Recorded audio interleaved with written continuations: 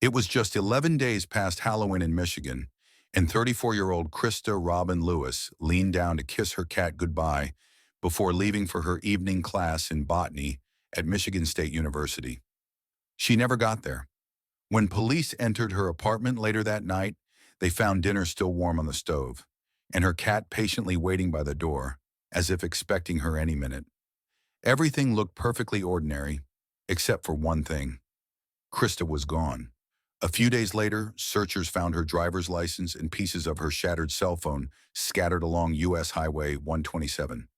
It was a chilling discovery that raised one haunting question. What happened to Krista Lewis? Investigators quickly zeroed in on one man, her ex-boyfriend Brad Cornia. As if by fate, or so it initially seemed, his car had suffered a breakdown along that same stretch of highway on the very night Krista vanished. But as police would soon discover, there was nothing coincidental about Brad's story. Behind the soft-spoken charm lay a violent past, a web of lies and a secret that would take 15 long years to unravel. And then in 2023, the almost unthinkable happened. A guilty verdict was finally delivered from a jury in Michigan. But even after justice was served, one painful question lingered. How do you find closure when the victim's body has never been found? But before we dive into this riveting story, hit that subscribe and like button in quick seconds. Your support helps us shine a light on these long-forgotten cases. And who knows? Maybe even appease the algorithm gods so you don't miss the next one. Now let's go back to that cold November night in Lansing. That evening, the wind sliced through the city like a blade, carrying with it a scent of dying leaves and winter's quiet warnings. Krista adjusted her jacket as she stepped out of her apartment, keys jingling in her hand. She walked with the easy confidence of someone who'd built a life she loved. Her passion was botany plants, growth, and the quiet magic of life itself. Her apartment on Michigan Avenue was a cozy reflection of that passion. Books on horticulture stacked neatly beside her computer, photographs of family on the walls, and a little herb garden thriving on the windowsill. Even her cat, Whiskers, seemed to fit right into that calm, nurturing world. "I'll be back by 10, she told him, scratching behind his ears. "And don't knock over my jade plant while I'm gone." Her dinner, pasta with marinara sauce, was still on the stove, warm and waiting for her to return. Tuesdays had been her favorite nights, ones spent inside the greenhouse amongst rows of living green, studying plant genetics, and chasing those small discoveries that made her heart light. Just as she reached for her bag, her phone buzzed. The name flashing on the screen made her pause. Brad Cornia. They'd broken up months ago, but every now and then, he still called, usually late at night, usually after a few drinks, and always sounding a little lost. Krista hesitated, then answered with caution. "Hey, Brad. Thank God you picked up," he said with a tight, shaky voice. "My car broke down on 127 near Lansing. I'm stuck. Can you help me?" Krista frowned and checked her watch. Class started in 40 minutes. "What happened?" she asked, her tone polite but distant. "Engine just died.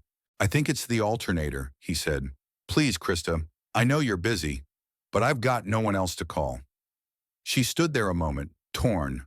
With all that had gone wrong between them, still a part of her felt responsible for him.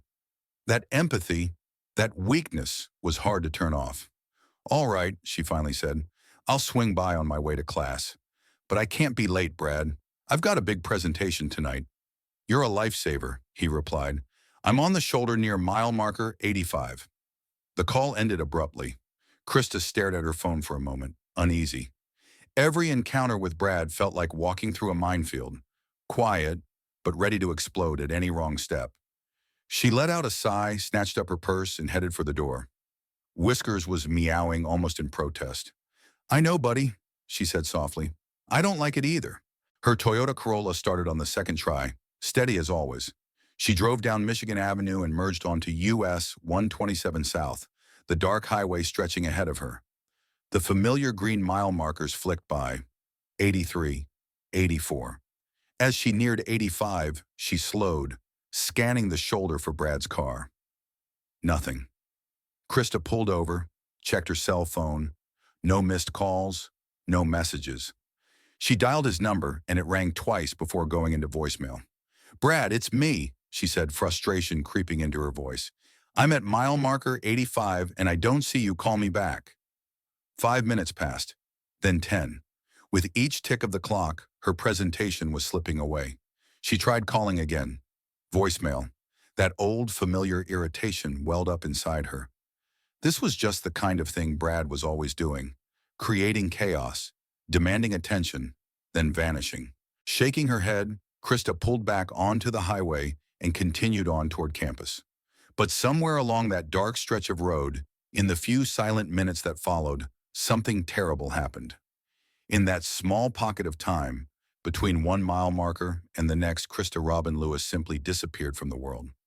The next morning, Krista's car is found in a quiet parking lot adjacent to Michigan State's greenhouse. Her keys are still in the ignition. On the dashboard lay her neatly arranged presentation materials, prepared so carefully but never delivered. It's the kind of scene that tells its own story. A life suddenly interrupted, dawn breaks gray and cold over Lansing, and Krista's roommate, Jennifer Walsh, is pacing the kitchen floor, the phone pressed against her ear. This isn't like her, Jennifer tells the police dispatcher, her voice quaking. Krista doesn't just disappear. She would have called. She would have come home.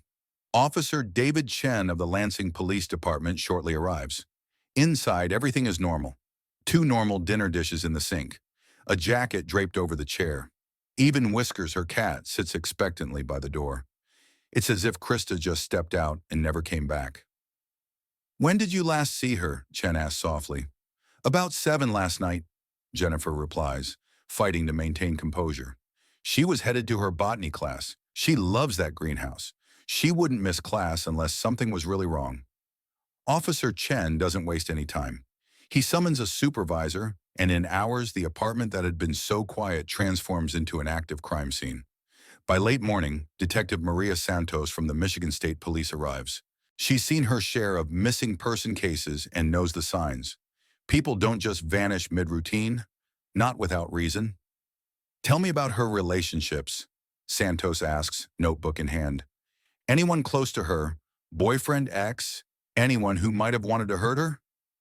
Jennifer's face darkens. Brad Cornea, she says in a low tone. They were dating for about 6 months last year. He was intense, possessive. She broke up with him when he got violent.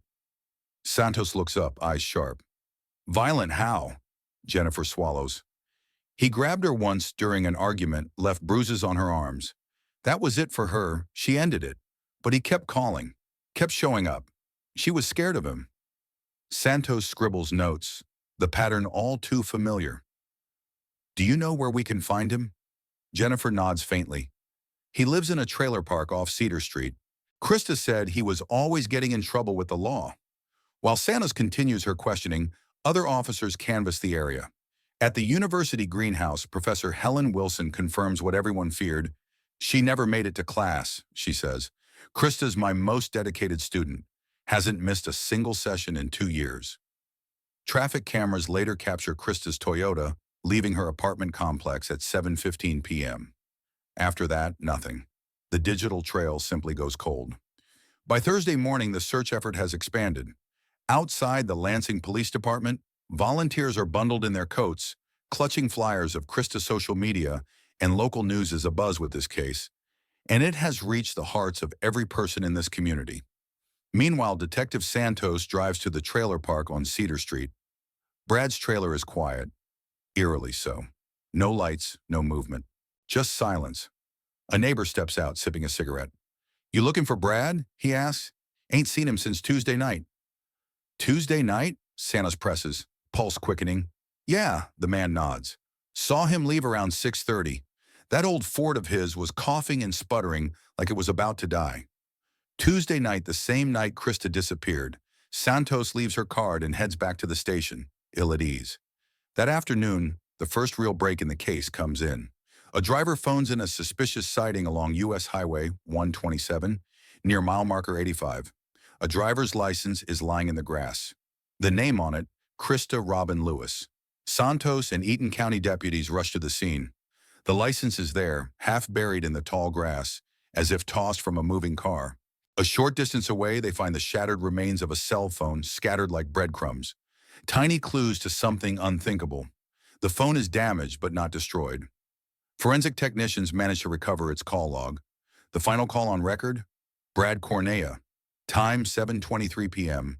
Duration 2 minutes and 15 seconds. The last time anyone ever heard Krista's voice, Detective Santos slowly exhales, gazing out into the open stretch of highway. She came out here to help him, she says in a hushed tone, just like he asked. One of the deputies nods grimly. Then where is she now? That question hangs in the cold November air like fog. Brad Cornea is officially named the prime suspect, but by then he's already vanished, his trailer abandoned, his Ford nowhere to be found. Then comes Friday, and with it a breathtaking new development. A state police patrolman phones in a sighting. An older model Ford, abandoned at a rest stop outside Grand Rapids, 60 miles from Lansing. When Santos arrives, she sees it for herself. The car's alternator has blown, just like Brad told Krista. But what's inside turns the case from a disappearance to something much darker.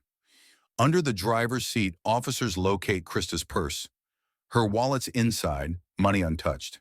There's even a small frame photo. Krista and Whiskers, smiling together. Detective Santos stares at it for a long moment. A purse left behind, cash untouched, nothing stolen. This wasn't about robbery, this was personal. That weekend, she digs deeper into Brad Cornea's background, and what she finds is enough to make her stomach turn. Multiple sexual assault arrests, a rape conviction involving a teenage girl back in 2003. Even charges of child abuse, cases that sent him to prison for years. It's all there in black and white. A man with a history of violence, now tied to the disappearance of a woman who once trusted him. Brad Cornea should have never been free. 18 months into a sentence for child abuse and failure to subsequently register as a sex offender, he'd violated parole terms that should have kept him behind bars. This guy is a predator, Detective Santos muttered to her lieutenant, disgust heavy in her voice. And somehow, she said, he slipped through the cracks. Her lieutenant didn't mince words, then find him, before he hurt someone else. But Brad Cornea was already gone, vanished into the American underground of trailer parks, cash-only jobs, and borrowed names. As the manhunt stretched across 3 states, with the assistance of wanted posters and nightly news segments, Lansing was left to grieve. Krista's friends held candlelight vigils at the Michigan State greenhouse, where they stood among the rows of plants she had tenderly nurtured. Her little green world, once alive and thriving, became a silent memorial. Professor Helen Wilson and a team of students kept her plants alive, refusing to allow them to wither. Back at the apartment, Jennifer couldn't bring herself to change a thing.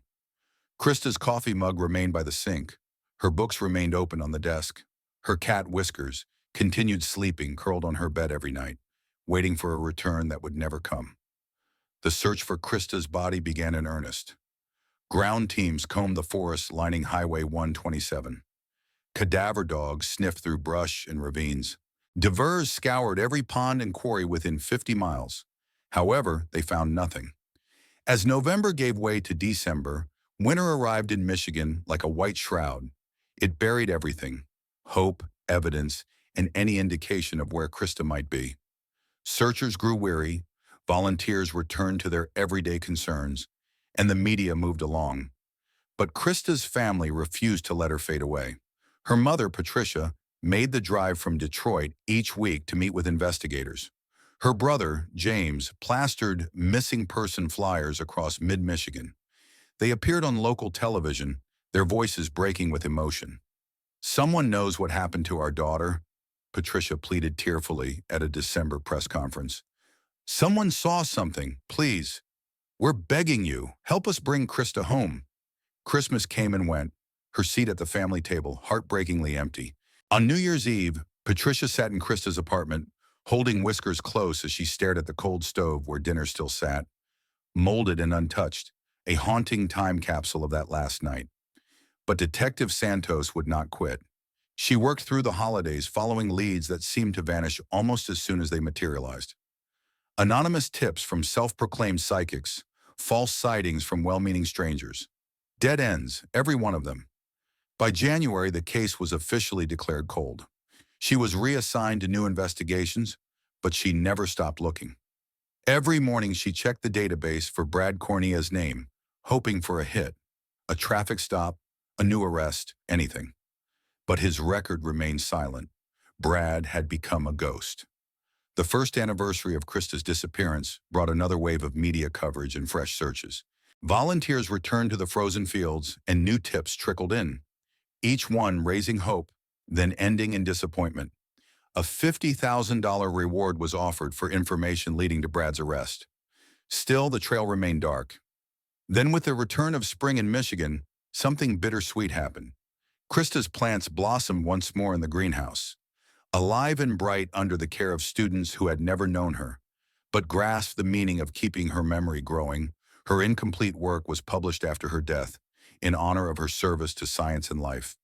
Now promoted to sergeant, Detective Santos continued to work Krista's case whenever she could. She interviewed Brad's old acquaintances, scoured social media, and followed every rumor, no matter how faint. And then, almost a year after Krista vanished, a flicker of hope materialized. A tip from Cleveland led to the arrest of a man named Tony Reese, a small-time meth dealer with a story that made Santos sit up straight.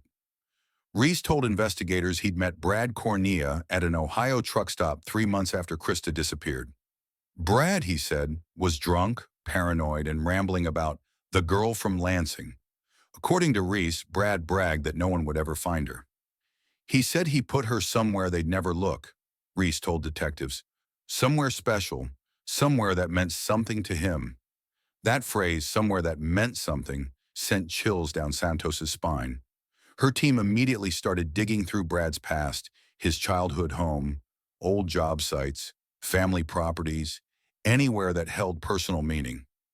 But again, nothing turned up. By the second anniversary, Krista's family gathered once more for a vigil. The crowd was smaller now, but no less determined. The faces were older, more tired, but their resolve had only hardened. "We will find her," James said.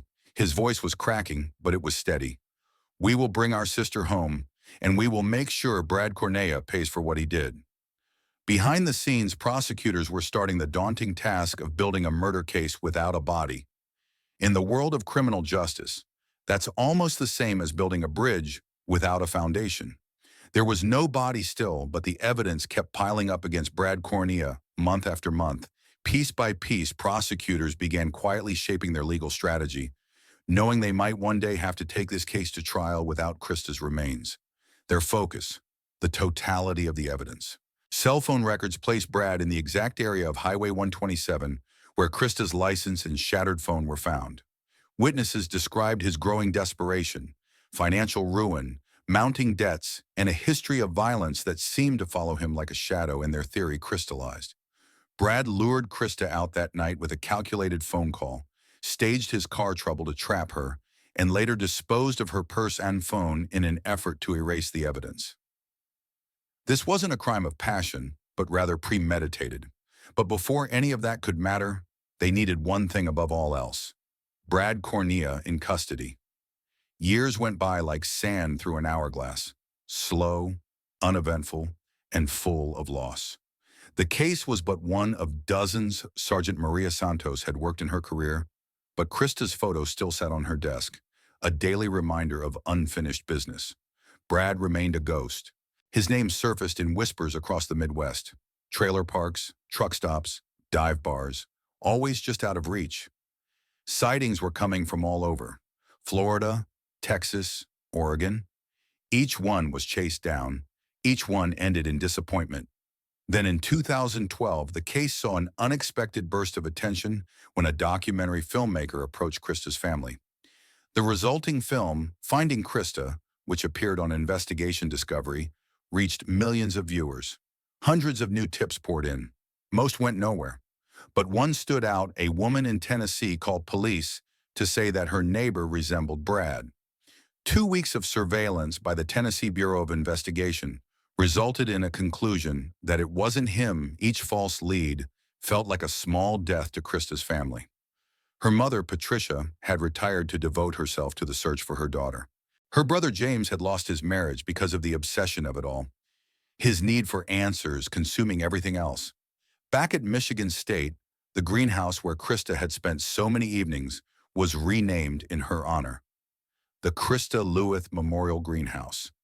Her plants were gone now, replaced by memorial displays, but her research lived on through graduate students continuing her work in sustainable agriculture. When Professor Helen Wilson retired in 2013, she set up the Krista Lewis Scholarship for Women in Botany. At the dedication ceremony, she spoke tearfully.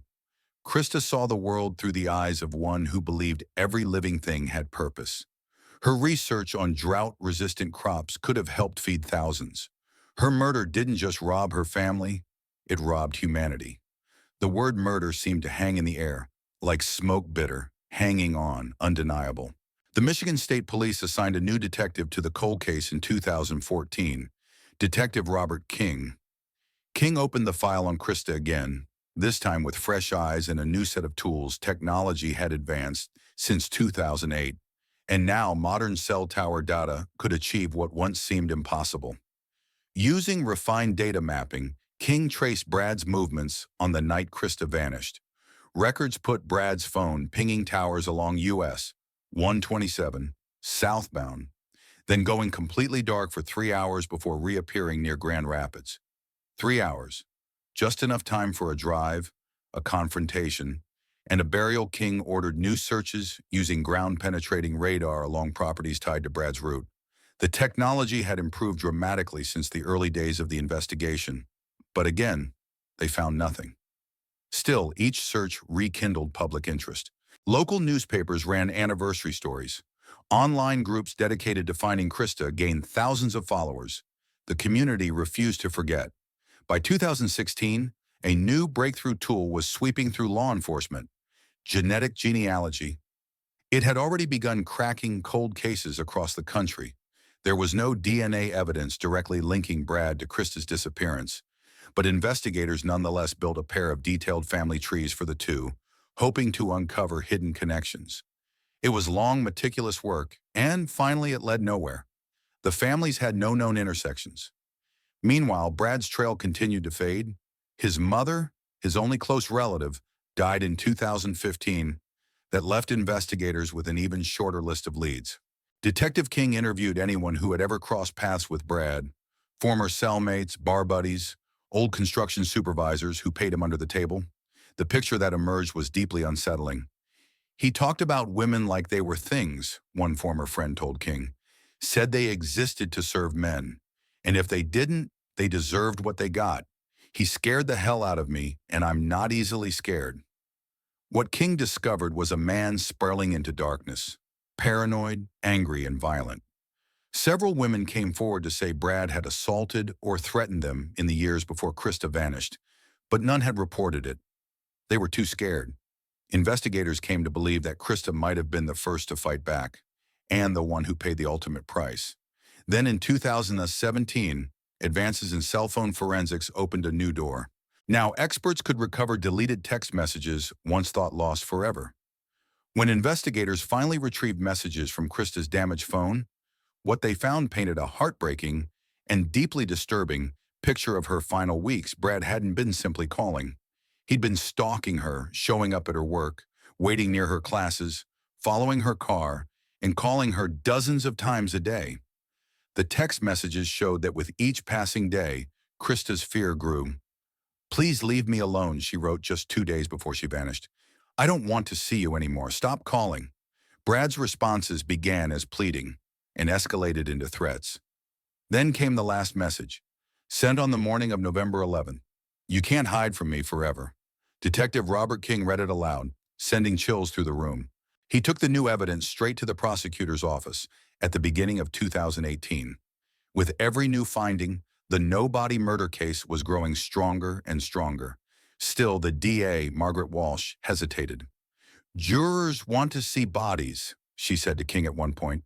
"They want something concrete, something they can hold on to. Everything we have is circumstantial." King leaned forward. "It's overwhelming circumstantial evidence," he insisted. "No one disappears this completely without help. She's dead, and Brad killed her." Walsh agreed to continue building the case, but refused to file any charges until there was more. By that time, the investigation had stretched into its 10th year. That fall, the 2018 anniversary vigil drew the largest crowd Lansing had seen since Krista first went missing. Her story now resonated on a national level, especially in the era of #MeToo, when so many women were finding their voices after years of silence.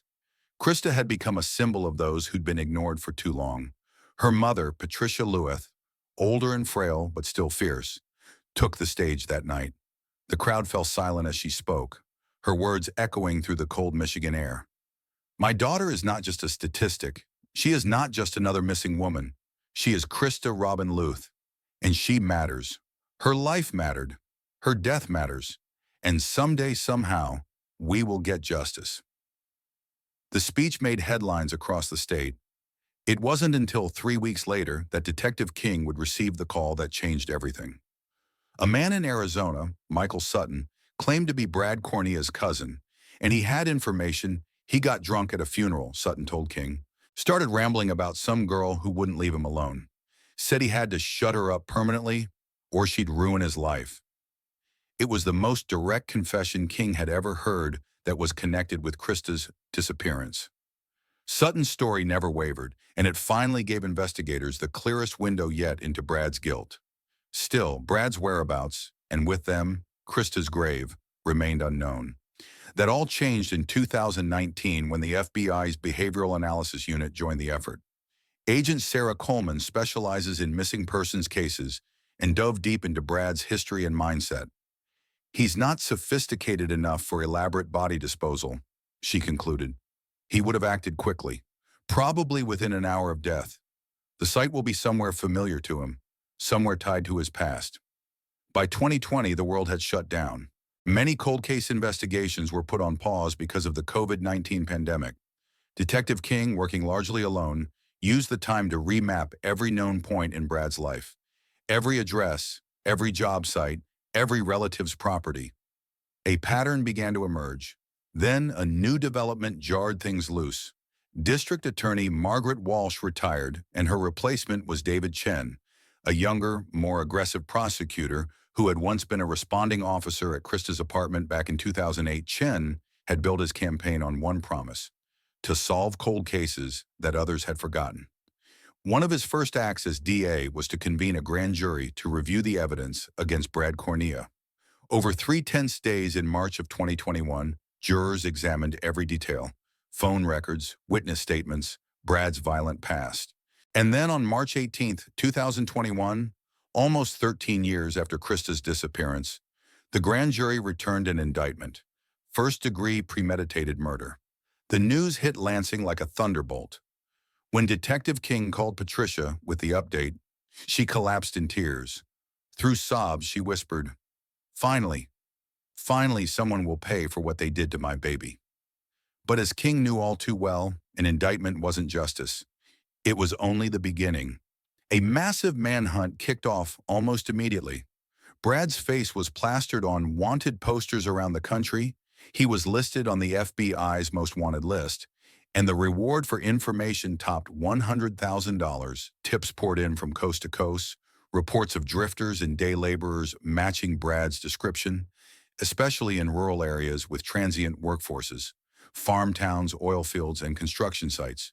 "He's probably using a fake name," King told his task force, "working for cash, blending in where no one asks questions."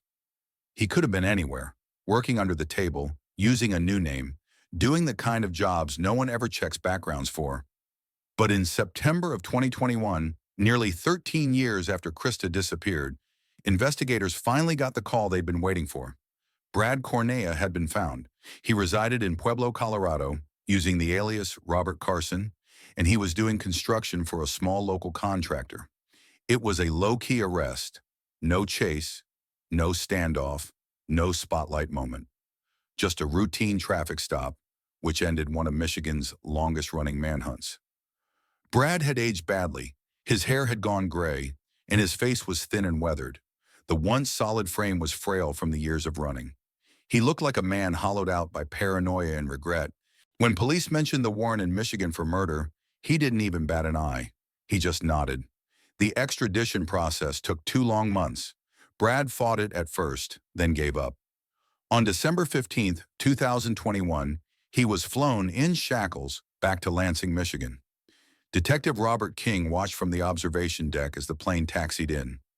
After 13 years of chasing this man, he expected to feel vindicated, but instead all he felt was sadness. Sadness for a life which was stolen, and for the justice that came far too late. Brad's first appearance in court filled the gallery. Krista's family sat in the front row, holding hands tightly. Her mother, Patricia, stared at Brad for the first time in well over a decade, trying to figure out how such a broken, empty man had managed to destroy her whole world. The judge immediately denied bail, citing Brad's history of flight and the severity of the charges. He was remanded to Ingham County Jail, awaiting a trial date set for June 2023. That gave prosecutors 18 months to prepare, 18 months to make sure every piece of evidence was airtight. There would be no second chances. The air was electric at the Ingham County Courthouse. The steps were lined with news crews, cameras flashing as Krista's family arrived early. Patricia, frail now and with the use of a cane, walked slowly beside her son James, who helped her through the crowd. Inside, the district attorney, David Chen, the same man who'd once been the young officer at Krista's apartment, stood ready to deliver the culmination of a lifetime's work. Alongside him sat Detective Robert King, now retired, returning as a consultant, and FBI analyst Sarah Coleman, whose behavioral insights had helped crack the case. Across the room sat the defense, Amanda Torres, a criminal attorney of many years who had a style that exuded toughness and skepticism. Her strategy was simple: no body, no crime. Jury selection took 3 tense days. Brad sat silently at the defense table, in a rumpled gray suit, his hands handcuffed to a chain around his waist. At no time did he glance at Krista's family. The courtroom was completely silent on June 8th as David Chen rose for the opening statement. "Ladies and gentlemen of the jury," he started off, his tone calm but commanding. "This case is about a telephone call." He paused, letting the weight of those words sink in. A phone call made on November 11th, 2008, which lured Krista Robin Luth to her death. He paced slowly before the jurors, speaking not with theatrics, but with quiet conviction. The defendant called Krista at 7:23 p.m., claiming his car had broken down. He knew she was kind. He knew she would come to help. Even though their relationship had ended, he used her compassion against her. Then Chen's voice rose, sharp and deliberate. "The defense will tell you that without a body you cannot be certain Krista is dead. But I ask you, where is she? Where is Krista Robin Luth? Why did she leave behind her cat, her plants, her family, the research that she loved? The only answer which makes sense is the truth: she's dead, and he killed her." When defense attorney Amanda Torres stood to speak, her tone was entirely different: measured, calm, doubtful. "The prosecution wants you to convict my client of murder," she began, "based on assumptions, theories, and coincidences." Turning to the jury, she made eye contact with each one of them. "But this is America, and in America we don't convict people of murder without proof. There is no body, no weapon, no physical evidence to link my client with a crime scene. Maybe Krista staged her own disappearance. Maybe someone else hurt her after she left Brad's location. The prosecution has spent 15 years trying to make these puzzle pieces fit together, but they don't. There are too many gaps, too many unknowns, and in a murder case, unknown means not guilty." The 8-day marathon odyssey of the prosecution's case unfolded. One of the first witnesses called was MSP Lieutenant Maria Santos, the same detective who had first walked through Krista's apartment all those years ago. She described what she saw that night: the uneaten dinner still warm on the stove, the cat pacing anxiously, the lights left on. "Everything told us," Santos said with a steady voice, "that she planned to return home that night." Under cross-examination, Torres pressed her hard. "You searched that apartment thoroughly, didn't you, detective?" "Yes, we did," Santos replied. Torres lowered her voice somewhat, letting the silence extend. "And you found no evidence that any crime took place there, did you?" Santos looked straight at her. "That's right." Detective Santos stood her ground in court. "We believe the crime occurred along Highway 127, she asserted confidently. Defense attorney Amanda Torres wasn't backing down. But you don't know that, do you, detective? You're speculating. Santos remained calm. Based on where we found her license and phone, yes, I believe that's where she was killed. Next to testify was Jennifer Walsh, Krista's one-time roommate. Her voice shook as she recalled how Krista had resisted going out that night. She didn't want to go, Jennifer said, but she felt guilty. Krista always felt responsible for other people's problems, especially Brad's. Then came the technical testimony. The phone records expert broke it down for the jury. The final call between Krista and Brad lasted just over 2 minutes. Cell tower data placed both of their phones near mile marker 85 on Highway 127 between 7:30 and 7:45 p.m. After that, silence. Krista's phone went dark forever. Brad's phone didn't ping again until almost 11 o'clock that night, near Grand Rapids, hours away.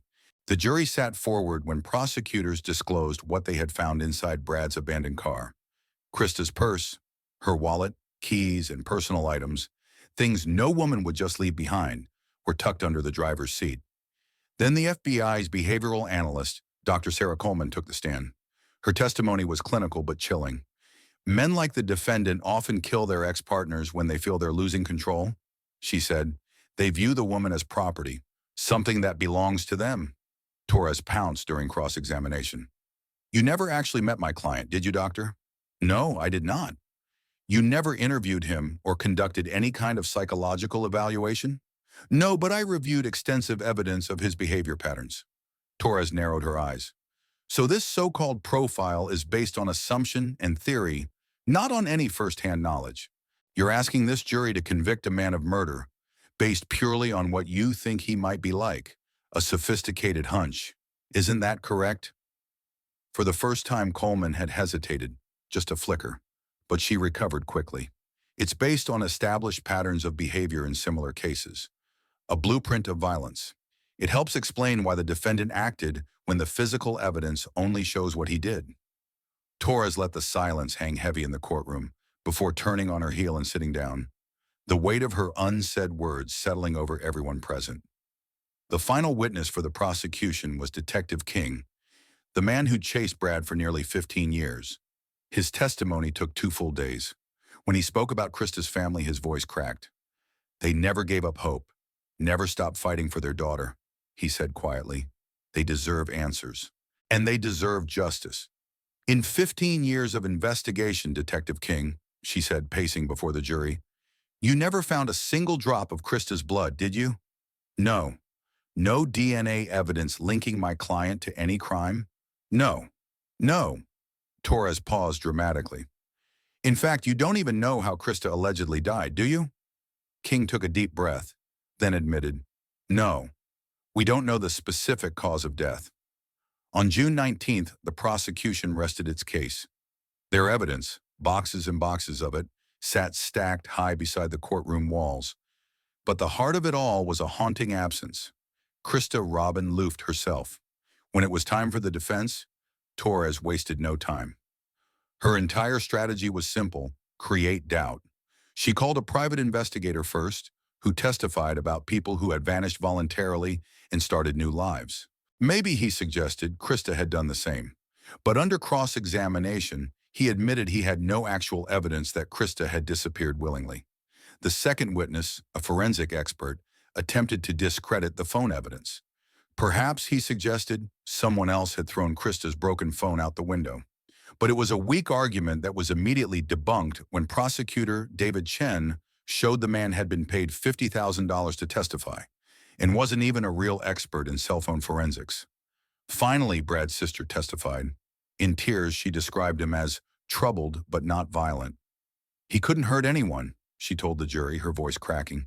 He's just weak and scared. Chen was sympathetic but relentless. Had she spoken to Brad recently? I haven't talked to him in over 10 years, she said. And you know nothing about his relationship with Krista, do you? Her silence spoke volumes. Torres did consider putting Brad on the stand. But in the end, she decided not to. It was simply too risky. After 2 days, the defense rested, and the closing arguments began on June 22nd. Prosecutor David Chen went first, his voice steady but charged. Ladies and gentlemen, he began, This case is about a predator who couldn't accept that his relationship was over. Brad Cornea used Krista's kindness against her, luring her to an isolated location where he killed her and hid her from the world. Chen walked the jury through the evidence, step by step, connecting the dots over the 15-year investigation. "The defense wants you to believe Krista disappeared voluntarily," he said, his voice rising.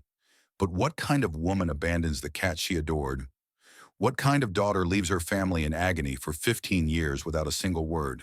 Emotion softened his words as he leaned forward. Krista Robin Lewis was murdered on November 11th, 2008. The evidence proves it beyond any reasonable doubt. The only question left is whether you will give her family the justice they have waited 15 years to receive. Then Torres stood for the defense. Her tone was calm, measured, but firm. "You've heard a heartbreaking story," she said, "but stories aren't evidence. The prosecution asks you to fill in gaps with assumptions, to ignore reasonable doubt in favor of closure.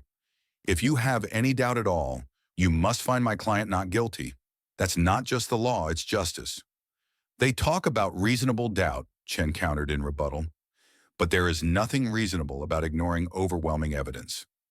Every piece of evidence points to one conclusion. Brad Cornea murdered Krista Robin Lewis." On June 23rd, the jury received their instructions and began deliberations. Hours ticked painfully by. Krista's family waited in the victim services office, hearts tight with anxiety. Deliberations went into the next day. On the afternoon of June 24th, word spread. A verdict had been reached. The courtroom filled instantly. Brad looked pale, his hands trembling. Krista's family held each other tightly in the front row. Judge Martinez called the court to order. "Has the jury reached a verdict?" The foreperson was a middle-aged accountant, and he stood slowly. The clerk handed the paper to the judge. The judge read it silently.